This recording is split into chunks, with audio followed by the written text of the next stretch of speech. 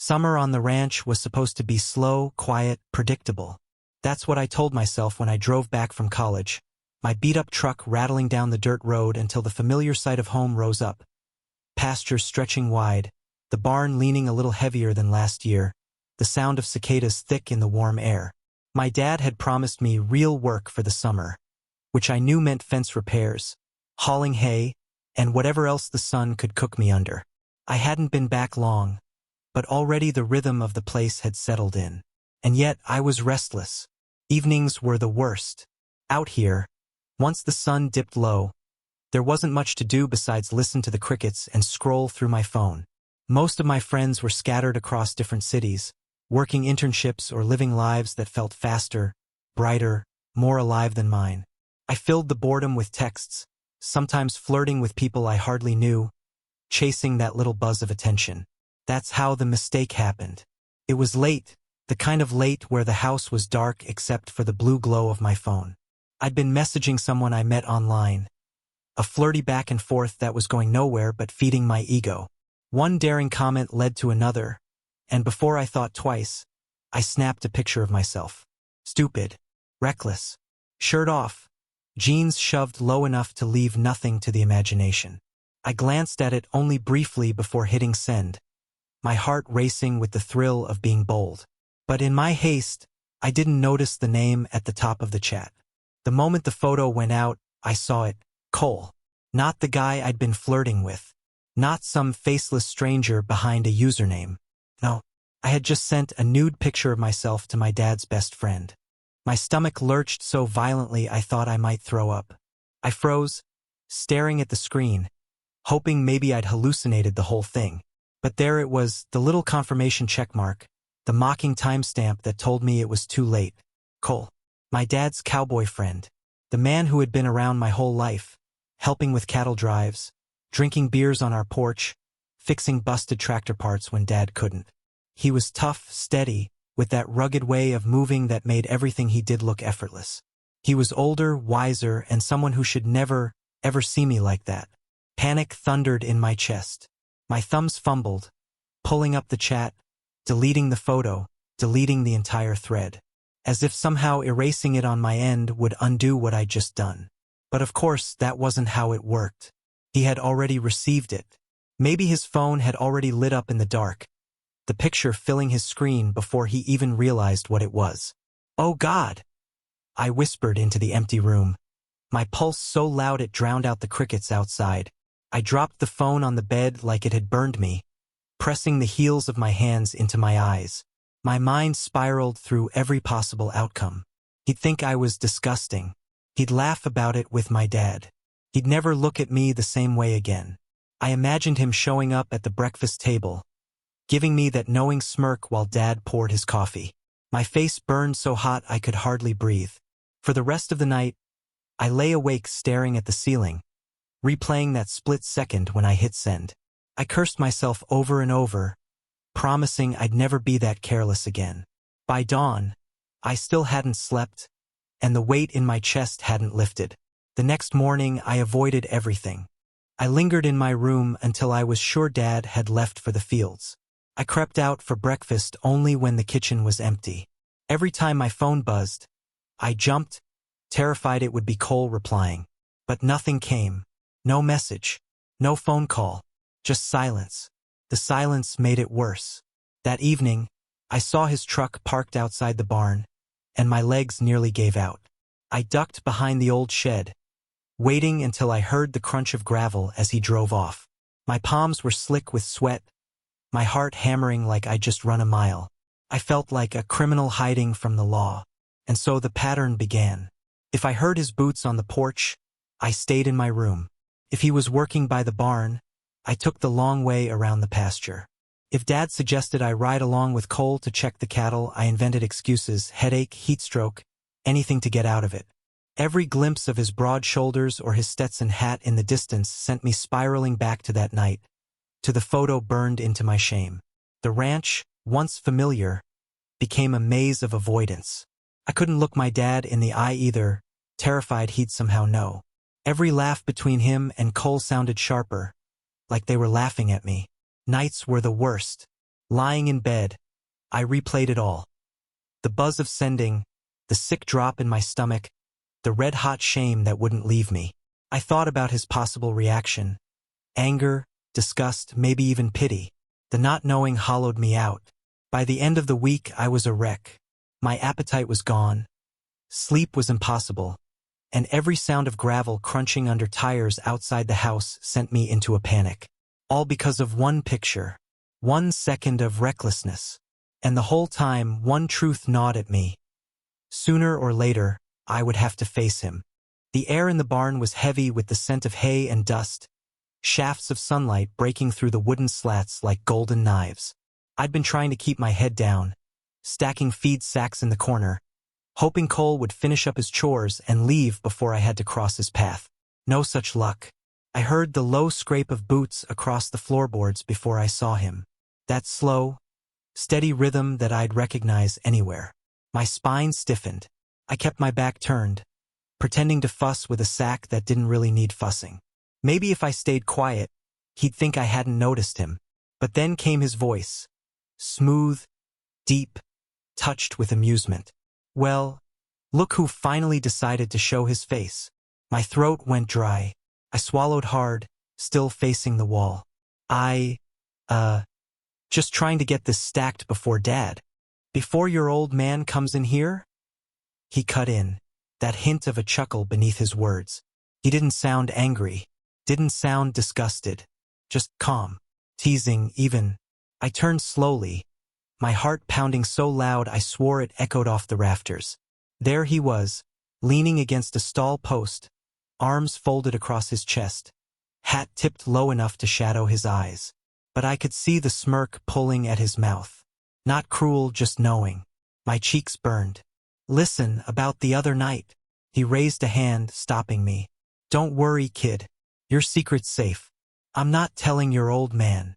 The relief hit me like a gust of wind, but it was tangled with humiliation. My face flushed hotter, my stomach twisting. I dropped my gaze, staring at the dirt floor like it could swallow me whole. I didn't mean. Relax, he said, pushing off the post and strolling closer. Slow and steady like a horse that knew you were spooked. I ain't here to shame you. Hell, accidents happen. I rubbed the back of my neck, my palms slick with sweat. It wasn't meant for you. It was stupid. Reckless. I'm sorry. He stopped a few feet from me, close enough that I could smell the mix of leather and hay clinging to him. He let out a low laugh. Not mocking, but almost soft. You think I don't know that? The look on your face was enough. I groaned, covering my eyes with one hand.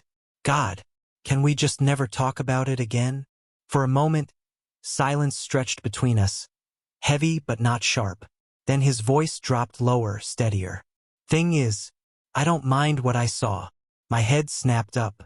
What? He shrugged, casual as anything, though his eyes locked on mine with an honesty that made my chest tighten. I ain't gonna lie to you. You're a good-looking kid. Always been. I'd be lying if I said that picture didn't stir something. The barn seemed to tilt beneath me. My ears roared. I didn't know whether to run or laugh or sink into the hay just to escape his gaze. You, what? I stammered, words tripping over themselves.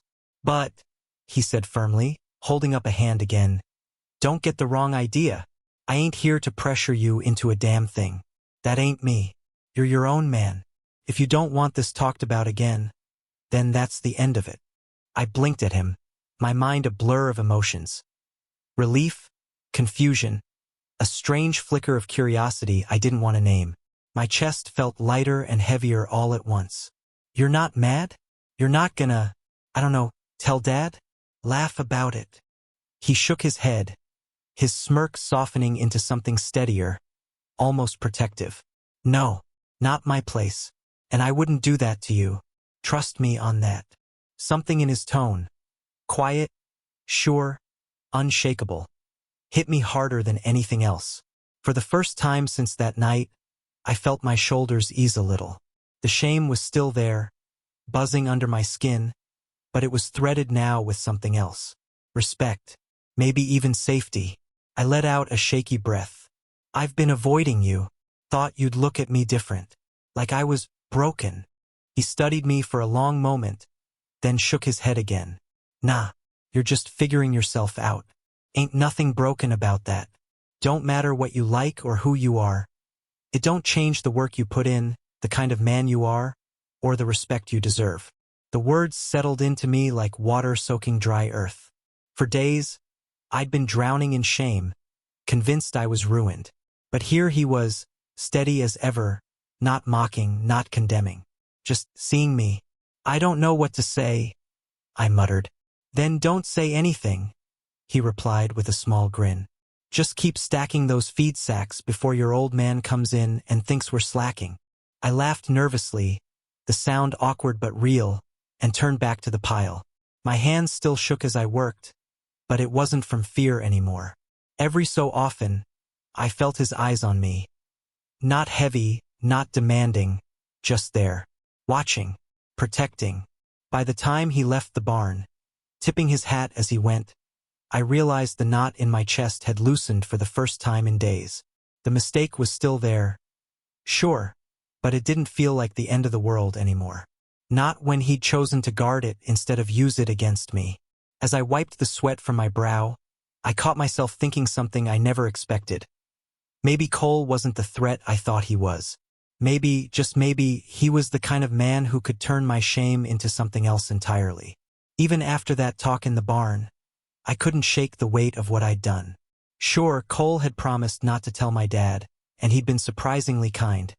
Gentler than I expected a man like him to be, but the shame still clung to me like sweat on a July afternoon.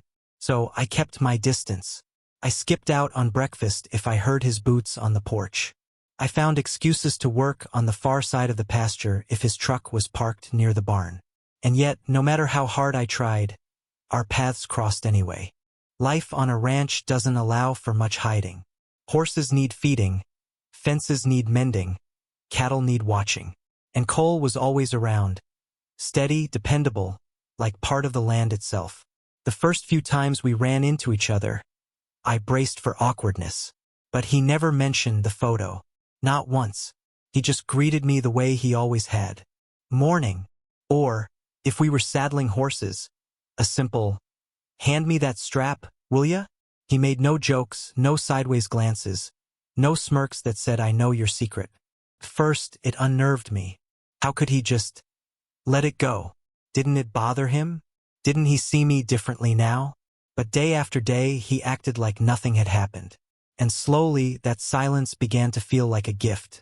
One afternoon, Dad sent me out to help Cole patch a broken stretch of fence. The sun was hot enough to cook the back of my neck, the dry grass crunching under our boots. Cole carried most of the tools in his arms, leaving me with the lighter stuff. I felt clumsy next to him. His movements were practiced, easy, like he'd been born with barbed wire in his hands. "Hold that post steady," he said, his voice calm but firm.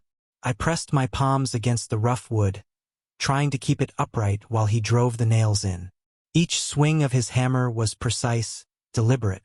He didn't waste strength, didn't rush. I noticed the way he measured twice before striking once, the way he tested each nail with a tug before moving on. Patience, steadiness, loyalty even to the craft of doing things right. "You always this careful?" I asked, wiping sweat from my forehead. He gave a short laugh. "Only way to make it last.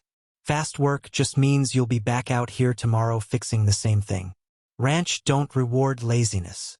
I nodded, filing that away. I'd always thought of chores as something to get through, to check off the list as quickly as possible. But Cole seemed to treat each task with respect, like it mattered. Like even the smallest job deserved to be done with pride. By the end of the afternoon, my hands were blistered and my back ached. But the fence stood firm, and Cole gave me a nod that made something warm stir in my chest. "Good work," he said simply, as if the words cost him nothing but meant everything to me. The next week, we ended up feeding the horses together at dawn. The barn smelled of hay and leather, the cool morning air brushing against my skin. I was still half asleep, fumbling with the hay bales, when I heard him chuckle. "You're about as graceful as a newborn calf," he teased. reaching past me to cut the twine clean in one swipe. "Gee, thanks," I muttered, embarrassed, though his grin softened the sting. He showed me how to toss the hay the right way so the horses spread out instead of fighting for clumps. "Little things matter," he said, patting the flank of a mare as she chewed contentedly. I found myself watching the way he handled the animals. Gentle but firm, always calm, never rushing them. The horses trusted him, leaned into his touch, followed his lead. It struck me then. Maybe the reason people respected Cole so much wasn't just because he worked hard. It was because he worked with a kind of quiet loyalty, whether it was with wood, with animals, or with people. And bit by bit, my curiosity grew. Conversations came easier after that. Small talk at first, weather, chores, the endless list of ranch repairs. But then, as days rolled into weeks, it shifted. He told me about growing up poor, about learning the trade the hard way. I admitted I sometimes felt out of place at college, torn between wanting a bigger life and feeling tied to this land. He listened without judgment, never rushing me, never laughing at my worries. He had this way of letting silence hang comfortably, like he understood that sometimes words weren't necessary. One evening, after a long ride to check cattle, we sat side by side on a hill overlooking the pasture. The sky was streaked with gold, the air humming with cicadas. I felt the awkwardness between us thinning, the memory of my mistake fading into something quieter. "You're not so bad to work with," I said, breaking the silence. His mouth curved into a small grin. "Don't let your dad hear that. He'll have me working you harder." I laughed, genuinely this time, the sound surprising me. For the first time in weeks, the shame didn't gnaw at my insides. Instead, something else was taking root. A respect I hadn't expected, maybe even a flicker of trust. The more time we spent together, the clearer it became. Cole wasn't holding my mistake over me. He wasn't waiting for me to slip up, wasn't using it as leverage.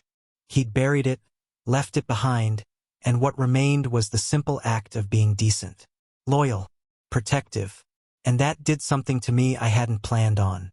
I started looking forward to our chores together. I caught myself wondering what he thought of me. Not the embarrassed kid who hit send too fast, but the man standing beside him now, trying to prove he was more than that. I found myself wanting his approval, his respect, maybe even something more I wasn't ready to name yet. Avoidance had turned into something else entirely, and though I still carried the echo of humiliation, it no longer felt like a chain around my neck. With each passing day, Cole was showing me that maybe mistakes didn't have to define a man. Maybe they could lead him toward something he'd been searching for all along. By the time August rolled in, the nights had grown hotter, sticky with the hum of cicadas and the scent of dry grass. Workdays stretched long, but evenings often ended with me and Cole out by the fire pit behind the barn. A couple of tin mugs in hand, the glow of embers softening the shadows on his face. It was during those nights that he started talking. Not the casual banter about chores or weather, but pieces of himself I hadn't expected him to share.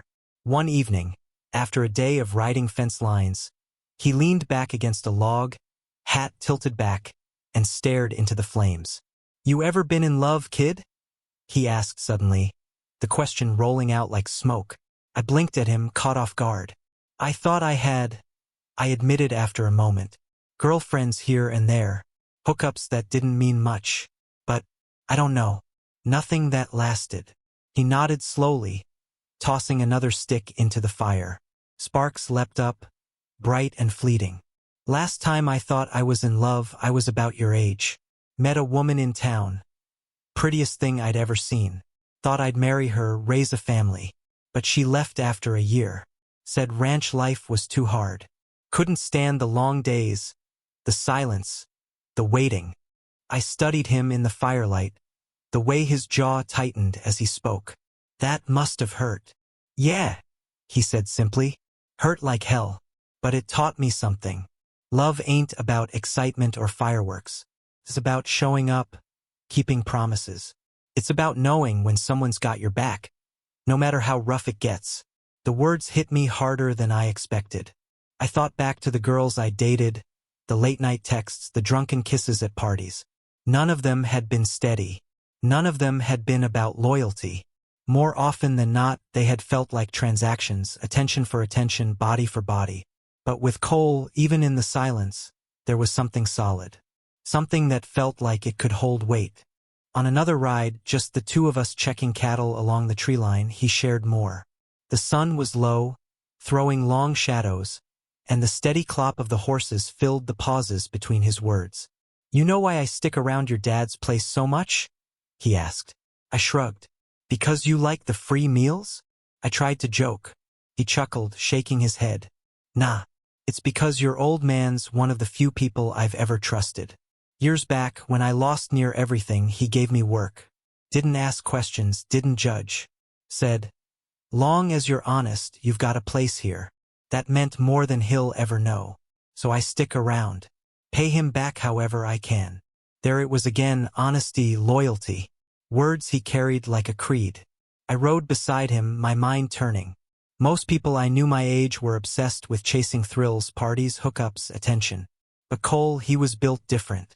He didn't just talk about respect. He lived it. He valued the slow, steady things. Things I'd never given much thought to until I started spending time with him. The shift between us was subtle, like a river wearing down stone. It showed up in small ways.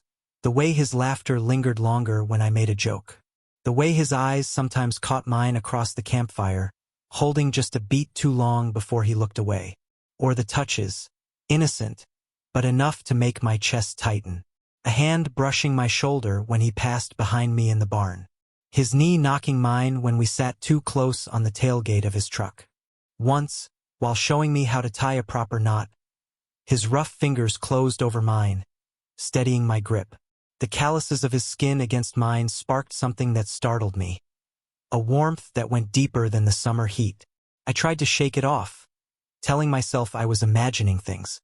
But the truth was, every time he looked at me with that steady gaze, every time he laughed at something I said, I felt it growing. Back in my room at night, I thought about the women I'd dated. How they'd called me cute, how they'd kissed me, how they'd left without a word when they got bored. None of them had made me feel seen. None of them had respected me the way Cole did. Respect. That was the difference. With him, I wasn't just some kid or my father's son, or the idiot who had sent the wrong photo. He treated me like a man, like someone who deserved honesty in return. And in the quiet of those evenings, with the fire dying low and his voice rumbling steady in the dark, I started to realize something I never thought I would. I didn't just see him as my dad's cowboy friend anymore. I saw him as something more. It unsettled me, the way my thoughts kept circling back to him. I'd catch myself watching his hands as he worked, the way they moved with certainty, or the way his shoulders filled the doorway when he stepped into the barn. Sometimes, when the firelight caught his face just right, I had to look away, afraid he'd see what I was thinking. But then he'd laugh low, warm, unguarded, and the sound would pull me back in. Little by little, the shame of that photo, the thing that had once made me want to disappear, was fading into something else. A beginning I hadn't seen coming. One night, as the fire crackled low, I found myself blurting it out. "You ever regret staying? Choosing this life?" He was quiet for a moment, eyes on the flames. Then he shook his head. "Nah. Hard as it is, it's honest. Out here, a man's only as good as his word.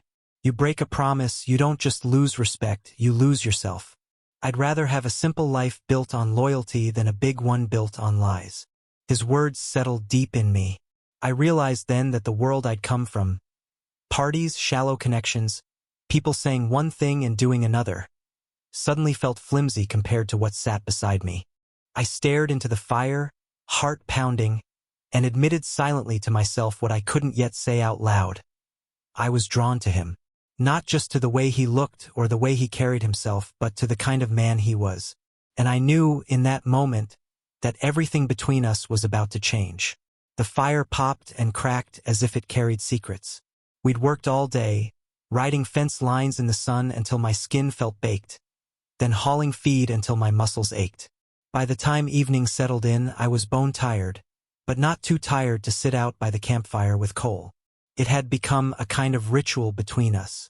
When the day was done and the cicadas sang their endless chorus, we'd settle on the old stumps by the fire pit.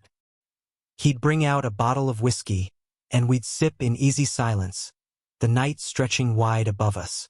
That evening, the stars seemed brighter than I'd ever seen them, endless and sharp, like 1,000 eyes watching.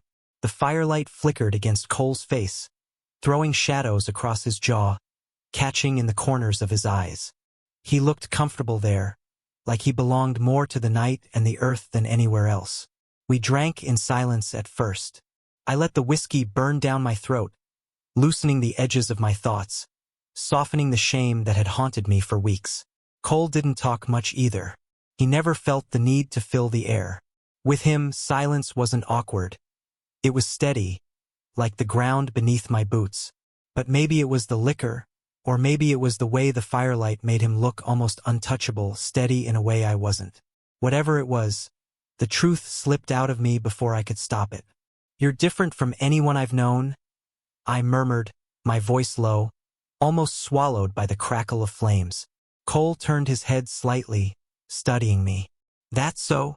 I nodded, staring into my cup. "Yeah, I mean, most people I've been with, it's all surface. Quick laughs, quick hookups, quick goodbyes. But you—" I stopped, swallowing the lump in my throat. The whiskey gave me courage, but my heart still hammered hard.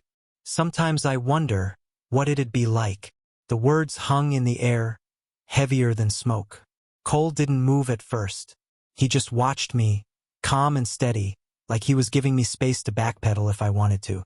My cheeks burned, my pulse drumming in my ears. I almost wished he'd laugh, make a joke, break the tension, but he didn't. Instead, he set his cup down and leaned forward slightly, elbows on his knees. His voice was low, steady, almost gentle. "You mean that?" I looked up, and our eyes locked. The fire reflected in his, small embers caught in deep brown. I wanted to look away, but couldn't. I don't know what I mean," I admitted, my voice cracking. "All I know is, when I'm around you, it feels different. Safer. Stronger. Like I'm not just some dumb kid who doesn't know what he wants." Cole's expression didn't change much, but something softened in his eyes. "Ain't nothing dumb about figuring yourself out," he said quietly. "Everybody's got to, one way or another." The silence that followed wasn't heavy, it was charged. I felt it in the space between us, in the way the air seemed to hum. My chest tightened, a mix of fear and curiosity, shame and longing all tangled together. Cole leaned back a little, picking up his cup again, but his gaze never left mine. "You wondering's got you restless, huh?" I let out a shaky laugh. "Restless is one way to put it." He took a slow sip, then set the cup down again, deliberate in every movement. "Look, I ain't here to push you into something you don't want. You know that.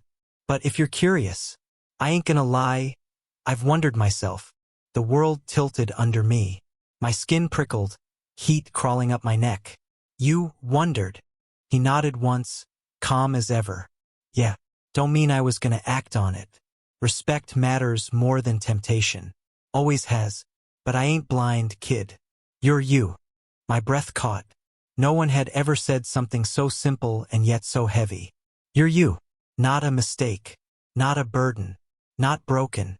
The fire popped again, and I flinched slightly, my nerves stretched thin. He noticed, of course he noticed, and his lips curved into the faintest smile. Not mocking, just patient. "You're shaking," he said softly. "Because I don't know what the hell I'm doing," I whispered. "Good thing you don't have to," he replied. His voice was steady, low, carrying something that settled in my chest like a stone. "Not tonight. Not ever unless you want to." The tension between us thickened, but it wasn't suffocating anymore. It was magnetic, like the pull of the stars overhead, like the crackle of fire daring me closer. I let out a breath I hadn't realized I was holding. "You make it sound so simple." "It is," he said, leaning closer now, slow enough for me to see every movement. "It's just yes or no. That's all." My heart thundered, but for the first time, I didn't feel ashamed of it. I felt alive. He was close now, So close I could see the flecks of lighter brown in his eyes, the lines etched into his face from years in the sun. I could smell the whiskey on his breath, the faint scent of smoke in his shirt. My entire world narrowed to that small space between us. His hand twitched, like he wanted to reach out, but he held himself back. His control was steady, almost infuriatingly patient. Then, slowly, deliberately, he leaned in. His face hovered near mine, the firelight painting him in gold and shadow. I could feel his breath warm against my skin, but he didn't close the distance. He stopped, waiting. My lips parted, 1,000 thoughts colliding in my head, but none loud enough to drown out the single truth thundering in my chest. This was no mistake. Still, he didn't move. His eyes held mine, steady and calm. The question unspoken but clear as day. Do you want this? The night held its breath with me, the stars watching, the fire whispering. And for the first time, it wasn't shame that filled me. It was choice. The firelight flickered against his face, his eyes steady on mine as he hovered there, so close that the world seemed to narrow down to the breath between us. My chest rose and fell fast, my hands trembling in my lap. He was waiting, calm, patient, giving me the choice. And finally, I found my voice. Yes? I whispered, barely audible above the crackle of the flames. I want to know. The corners of his mouth twitched, not in a grin but in something softer, relieved, like he'd been holding his breath too. Then he leaned forward the last inch and kissed me. It wasn't rough. It wasn't rushed. His lips pressed against mine with a gentleness that startled me, tender but burning with something held back for too long. For a moment, I froze, my mind racing, my body unsure, but the warmth of him melted the hesitation. I closed my eyes and leaned into it, the world tilting as sparks shot down my spine. His hand rose slowly, brushing the side of my jaw, his thumb grazing my cheek like he was memorizing the shape of me. I'd been kissed before. Sloppy, eager, careless kisses that had left me feeling like a means to an end. But this was different. He kissed me like I mattered, like he wasn't trying to take anything, only give. When he pulled back, his forehead rested against mine, his breath warm and uneven. Still good, he murmured, his voice low, rougher than usual. I nodded, my throat too tight for words. Good, I managed. Better than good. That earned the smallest smile from him, the kind that made my chest ache. We shifted closer on the old stump, knees brushing, shoulders pressing together.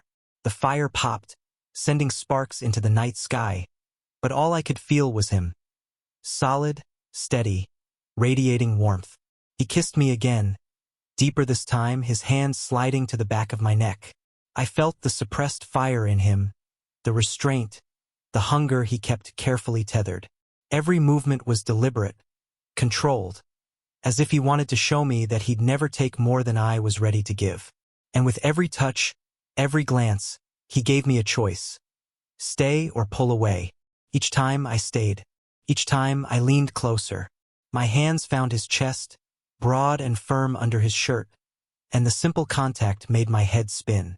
He wasn't just some fantasy. He was real, flesh and bone, heartbeat strong beneath my palms.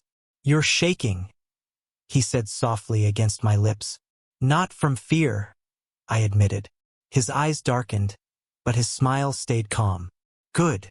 We moved from the stump to the ground near the fire, the cool grass brushing against my hands as we sank into it. He lay beside me, propped on one elbow, his other hand brushing my hair back from my forehead. The way he looked at me, steady, unflinching, made me feel exposed in a way I'd never felt, yet safe at the same time. The kisses deepened, slow at first, then more urgent as the fire between us grew. But even in the urgency there was care. He paused often, searching my face, waiting for the smallest nod before continuing. It wasn't lust driving him forward, it was something deeper, something rooted in respect. His touch was rough from years of work, calloused and strong. But when his fingers skimmed my arm, my jaw, my back, they were gentle as though he feared breaking me. Every brush of his hand told me something words couldn't. You're wanted. You're safe. You matter. I'd never felt that before. Not once. The night wrapped around us, the fire crackling low, the stars endless above. I lost track of time, lost track of everything but the warmth of his body close to mine and the way his breath hitched when I whispered his name.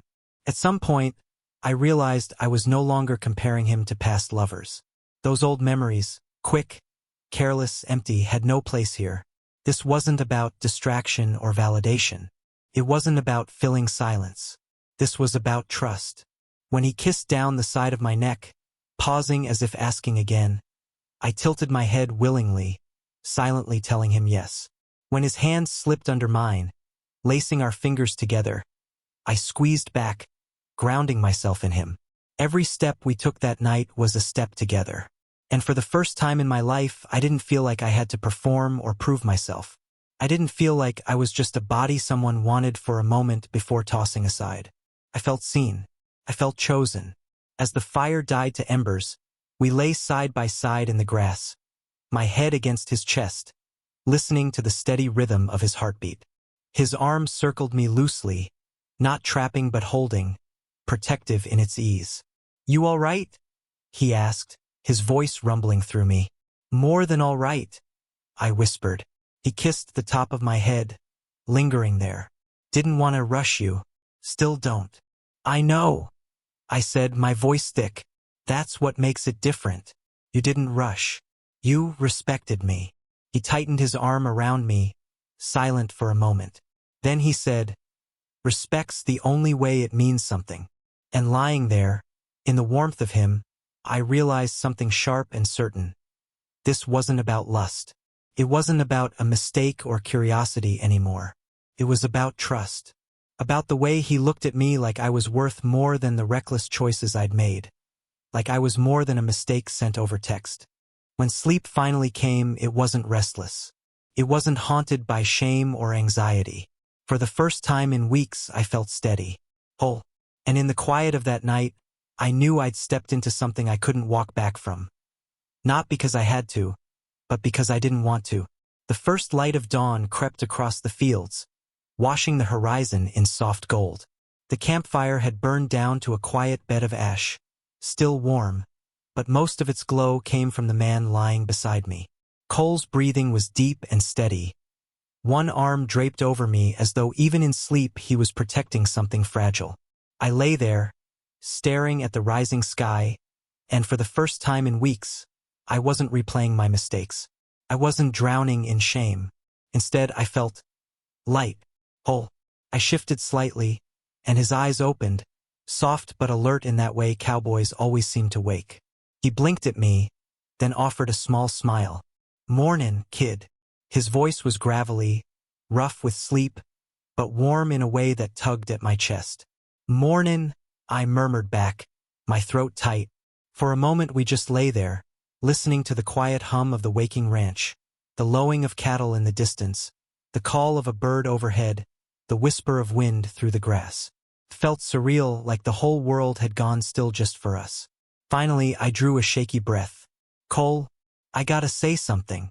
He propped himself up on one elbow, watching me with that steady gaze that always made me feel both nervous and safe. All right, say it. I hesitated, the words fighting to stay hidden, but I forced them out anyway. I always thought I was straight. That was just what I told myself, what I told everyone. But being with you last night, it showed me something better, something real. His expression didn't waver. He didn't laugh, didn't flinch. He just listened. I pressed on, my chest tightening with the weight of honesty. I don't even know what to call it. I don't know what label fits, or if it even matters. All I know is, when I'm with you, I feel seen. I feel respected, wanted in a way I've never felt with anyone else. And I don't want to lose that. Not ever. For a long moment, the only sound was the wind rustling through the grass. Then he reached out, brushing his rough fingers against my cheek in the gentlest way. His voice was low, steady, certain. Listen to me, kid. Love ain't about labels. Never has been.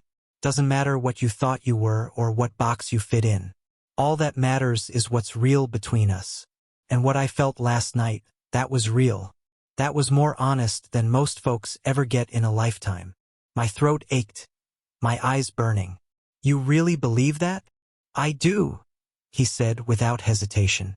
And I ain't gonna run from it. Not now, not ever. Question is, are you willing to stand in it with me? I let out a laugh that was half a sob, half relief. Yeah, I am. He smiled then, a rare, unguarded smile that made him look younger, softer. He leaned in and kissed me, slow and certain, sealing the promise between us. Later that morning, as the sun climbed higher, we saddled the horses for the day's chores. But something had shifted. Where before there had been tension, hesitation, now there was ease.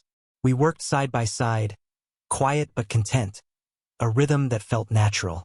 Every glance he gave me, every brush of his hand against mine, carried weight now, not of secrecy, but of something steady and growing.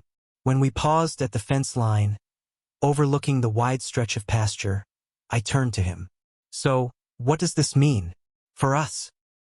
He adjusted his hat, squinting against the sun, then looked at me with that same unwavering gaze.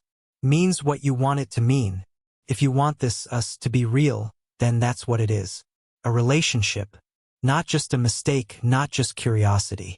Something we build, day by day. I felt the words settle into me, heavy but right. Yeah, that's what I want. I want this to be real. Good, he said simply, nodding once. Then we'll take it one day at a time. Ain't no rush, ain't no rules. Just you and me, figuring it out. I smiled, the knot in my chest finally loosening for good. That night, lying in bed, I thought back to the moment that had started it all. The reckless photo I'd sent in the dark, the mistake that had nearly drowned me in shame. For so long, I'd cursed myself for it, replayed it in my head as the dumbest thing I'd ever done. But now I saw it differently. That accident had cracked something open in me, forced me to face truths I might have kept buried forever. It had led me here, to him, to the steady loyalty of a man who saw me for who I was, not who I pretended to be. I realized then that I was grateful. Grateful for the mistake. Grateful for the shame. Grateful for the night that had changed my life. Because in the end, it hadn't just been about lust or curiosity. It had been about trust, about honesty, about finding love where I least expected it. And as I drifted into sleep, I held onto that truth like a promise. Whatever came next, we'd face it together.